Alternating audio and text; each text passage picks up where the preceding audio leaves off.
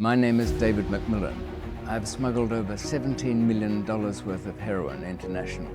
In the realm of international drug trafficking, few figures are as notorious or as audacious as Dave McMillan.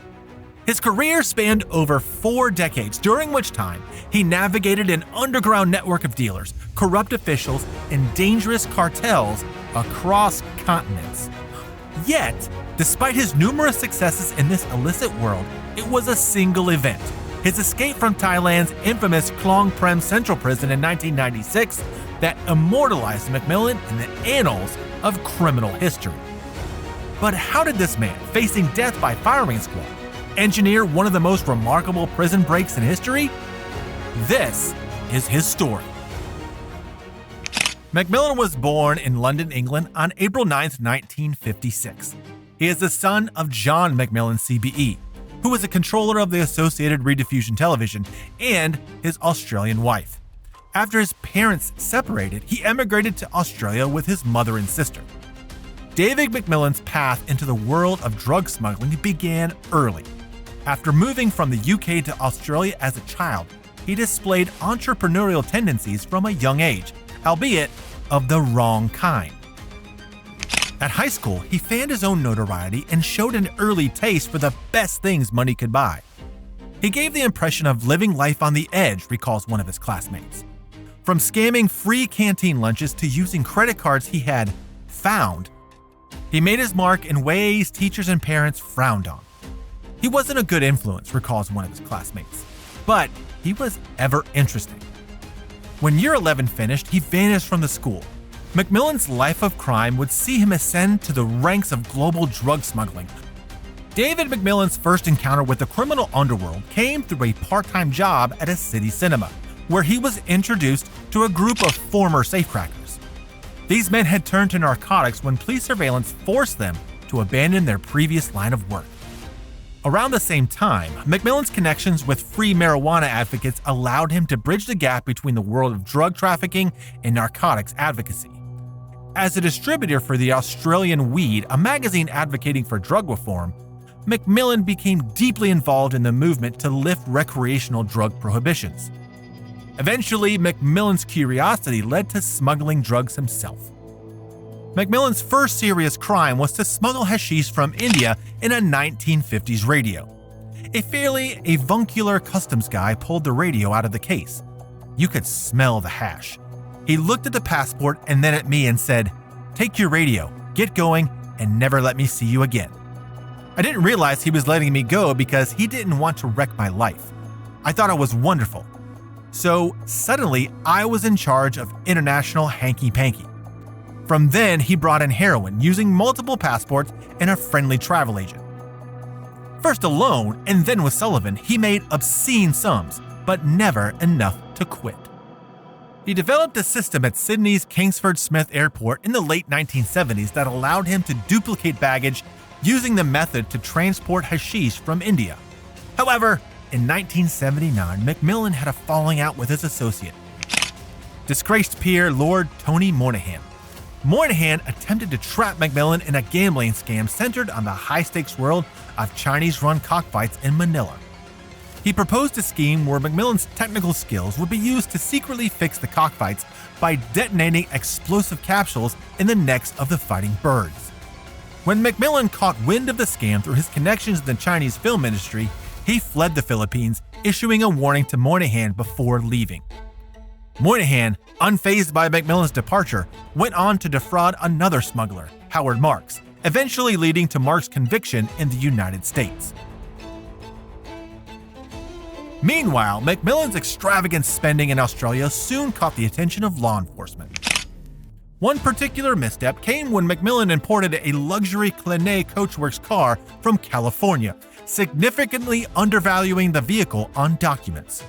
This blunder led to a federal investigation that exposed his considerable wealth, houses, businesses, and other properties along Australia's eastern coast, all purchased with cash, amassed through drug trafficking, and resulted in the confiscation of his Australian assets, a landmark case for the country at their time.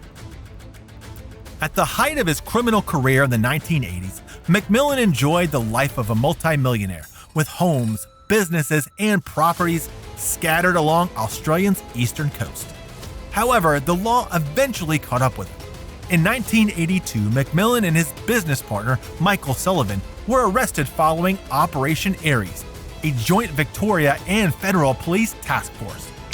He was jailed for 11 years at Melbourne's Pentridge Prison, and at that time he was married to Clelia Teresa Viano. The operation cost over $2 million and resulted in charges for conspiracy to import heroin. Along with their partners, Clelia Teresa Viano and Mary Escolar Castillo, McMillan and Sullivan were accused of traveling with false passports and were arrested for conspiracy to import heroin. McMillan was accused of using 30 false passports and maintaining safe houses in London, Brussels, and Bangkok. The four defendants, holding multiple false passports, faced trial along with Safahos Chaudhry and Brendan Healy, charged with conspiring to import drugs between 1979 and 1981.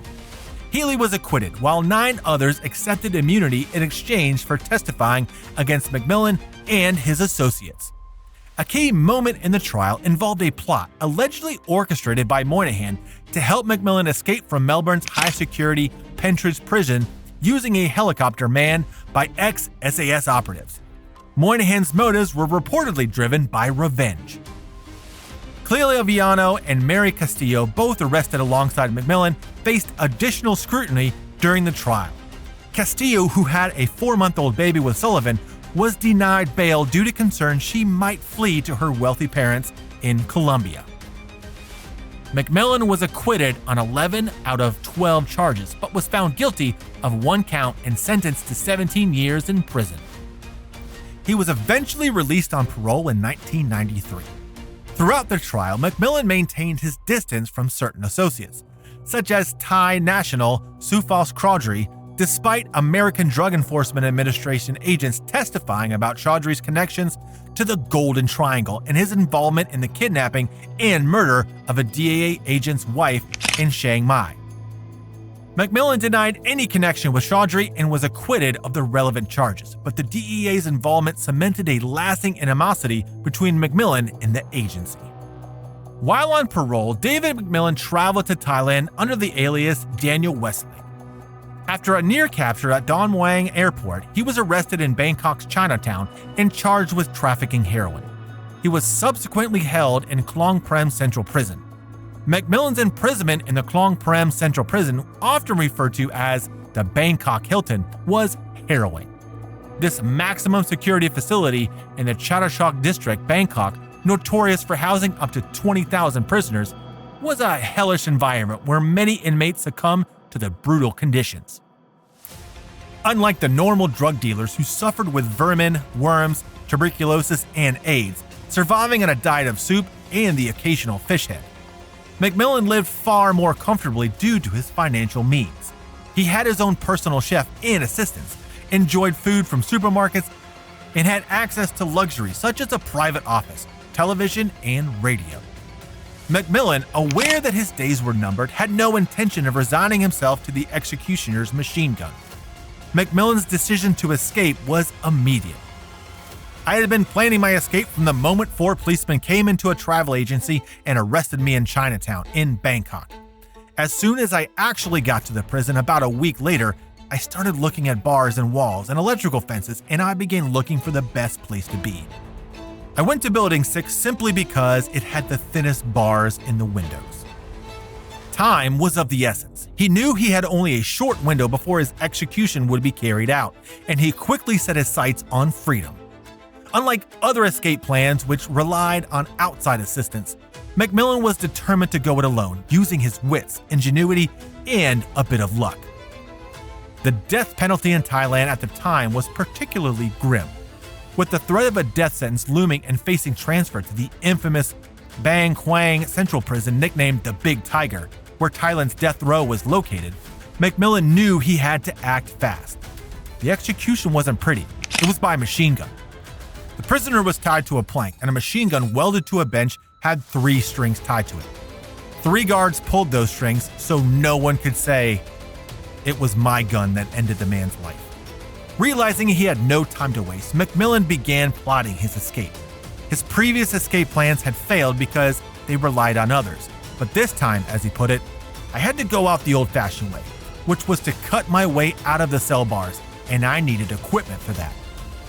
He said, recalling, the first thing to do was to get what you call a private cell. Most of the cells would be the size of a family garage and had 25 people in them, often sleeping like sardines packed into a tin, literally. And if they had chains on, which everybody did, there would be the rattling of chains. Lights would be left on all night. I paid for a light switch, which was another little luxury. The first step was smuggling the necessary tools into the prison. With the help of a close friend, McMillan received hacksaw blades hidden inside a scroll, concealed among more conspicuous contraband designed to distract the guards. Pornographic material. He also had a poster in his shower that hid 2 tungsten steel hacksaw blades, which had been smuggled to him. Other tools I took out, from a pocket knife to a laser pen, flashlight, were hidden around the cell, he revealed. This clever diversion allowed McMillan to begin his daring breakout. David McMillan meticulously timed every detail of his escape from Klong Prem Central Prison, even using his trusty Casio watch to measure how long it would take to traverse the internal streets of the prison. McMillan timed everything meticulously, even walking around the prison's internal streets with his trusty Casio watch to calculate how long it would take to execute his plan, but as he noted, the night's a different world. During the day, the prison was filled with noise, the fan in his cell would hum, and there was constant chatter. However, at night, it was eerily silent, which made every movement amplified. Everything I did squeaked and rattled and twisted, McMillan recalled, highlighting the challenges he faced in his unfamiliar quiet. Despite his careful preparation, the actual escape was far more difficult than anticipated. The process of cutting through the iron bars in his cell was slow, tedious, and loud. What he had planned to accomplish in a matter of hours stretched into a grueling ordeal. With his cellmate Sten, nicknamed the Viking, helping, McMillan began cutting through the bars. The first stroke of that tungsten steel hacksaw on these old bars was like the worst violin player in town, McMillan remembered. Meanwhile, Sten worked on the bars as McMillan kept a careful eye on the cracks, watching the sleeping guard just 60 feet away. The tension, combined with the physically demanding task, made the escape a test of endurance as much as a test of strategy. To reach the only window in his cell, McMillan built furniture that could be disassembled and reassembled as a makeshift ladder. By 3 a.m., Stem had pried the bars open just enough for McMillan to squeeze through. I had to strip down to next to nothing, grease up, put a towel on the cut section of the bar of the window so it wouldn't scratch my back, and levered myself up, McMillan recounted. But the real challenge lay ahead, scaling 6 walls, avoiding guards, and crossing the prison's moat, all while the slightest mistake could mean capture or death. McMillan used a plank to get across the yard and disassembled furniture into ladders and shower curtains into ropes. The escape took longer than planned, and dawn was approaching by the time he reached the outer wall. I had 6 walls to go over. I assembled a ladder by breaking into a factory and taking down some long bamboo pole, and then I began the arduous haul over a number of these walls. McMillan faced obstacles like the Mars Bar Creek, an open sewer running along the prison's perimeter, which he crossed using a rope. By the time he reached the outer wall, dawn was breaking. Despite the exhaustion, he pressed on, burning his hands as he slid down the makeshift rope. I was so exhausted by about 3:30 to 4 a.m. in the morning that I didn't feel anything except wanting to keep going. As I got to the very top wall where the electric fence was, and dawn was creeping up, that soft orange glow was coming through. That meant that I was late, but I was tangibly outside. Once on the other side, McMillan used his remaining boot webbing to fashion a rope that allowed him to descend to the ground. Realizing there wasn't enough time to cross the moat, he chose instead to walk toward the prison's front entrance, an audacious move.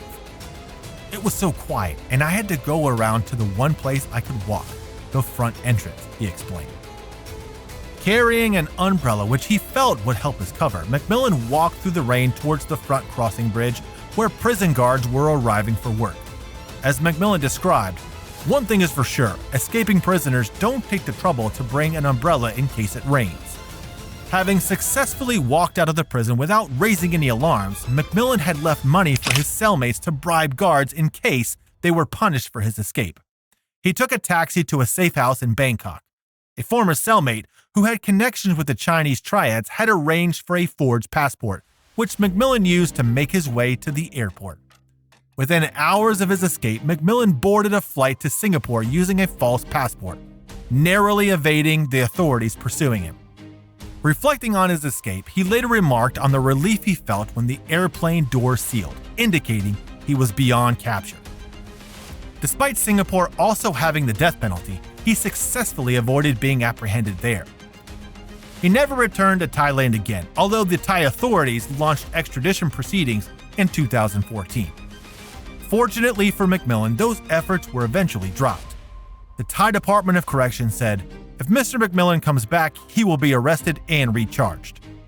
Future Australian Attorney General Robert McMillan, when praising Australia's embassy in Thailand, remarked that McMillan was a prisoner escaped from the Thai jail in quite exceptional and athletic circumstances. In terms of mere escape, it was really quite an achievement. Reflecting on his escape, McMillan recounted the moment he realized he had made it. I knew that here were 12,000 people absolutely lost in this world and sentenced to a life of pretty much misery, and I thought, if nothing else, I have to do it. David McMillan eventually traveled to Baluchistan, Pakistan, where he lived under the protection of Mir Noor Jihan Magji, a member of the influential Magji clan. During this period, McMillan began exporting drugs to Scandinavia. However, his operations were disrupted when he was arrested in Lahore, Pakistan, following the confession of a captured courier. After his arrest, McMillan was flown to Karachi and imprisoned in Karachi Central Jail. Like many prisoners in the region, Karachi Central Jail had a class system, and McMillan managed to secure private rooms and servants. His relatively comfortable imprisonment came to an abrupt end when he had a financial disagreement with the prison superintendent over an illegal mobile phone. As a consequence, McMillan was secretly transferred at night to Hyderabad Jail, where he was placed in the dungeon. His fortunes changed when he was rescued by Lord Magji, who intervened on his behalf. David McMillan returned to London in 1999, but his criminal past continued to follow him. In 2002, he was arrested at Heathrow Airport for attempting to smuggle 500 grams of Class A drugs and subsequently served a 2-year prison sentence. However, his legal troubles were far from over, as an outstanding warrant for heroin trafficking in Thailand and another in Australia for breaching parole remained active. In April 2012, McMillan faced another arrest when Bromley police, acting on a tip from the UK border agency, investigated a package containing heroin mailed from Pakistan. During the trial, an undercover officer testified that the package had originally contained an ounce of heroin, of which 30 grams had been removed. McMillan, who had not opened the package addressed to a former resident, denied any knowledge of the shipment or the sender. Despite his defense, he was convicted of evading the prohibition on importing Class A drugs and, after a 6-day trial, was sentenced to 6 years in prison at Croydon Crown Court. McMillan was released in 2014. Later that year, in November 2014, Thailand formally initiated extradition proceedings against McMillan in London. He was arrested at the request of the Thai government and detained at Wadsworth Prison while his case was fought in Westminster Magistrates Court. His defense, led by Tim Owen QC, focused on human rights violations in Thailand following a military coup in May of 2014, as well as harsh conditions in the Thai prisons.